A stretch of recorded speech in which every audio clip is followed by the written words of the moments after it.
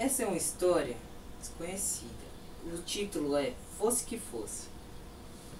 Era uma vez um papel simples, comum, mas ele era especial porque ele sabia palavras mágicas, ele falava com seu Criador. Então uma vez ele falou, fosse que fosse, queria ser uma coisa que não fosse. Então o Criador o transformou em um avião. O avião era bom demais.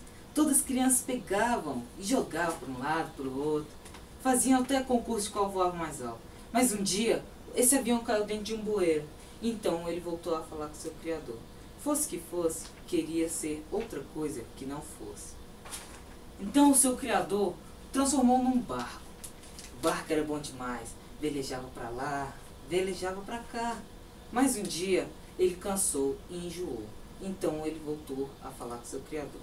Fosse que fosse, queria ser outra coisa que não fosse.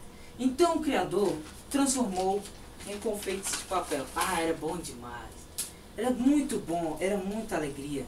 Mas um dia ele se cansou e ele viu que só era usado em vésperas de casamento e em formatura. Então ele falou com seu Criador. Fosse que fosse, queria ser outra coisa que não fosse. Então o Criador transformou em um leque. Ah, ser leque era bom demais, na mão das madames e tudo isso e aquele mimimi. Só que um dia uma criança aprontou. Então a madame pegou, plaf na cabeça da criança. Então ele não se sentiu bem com aquilo. Então ele tornou a falar com seu Criador. Fosse que fosse, queria ser outra coisa que não fosse. Então o Criador transformou numa ave linda e exuberante, que voava lá pra cá, voava pra lá.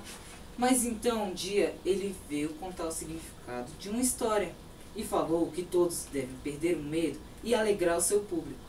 Essa é uma história desconhecida.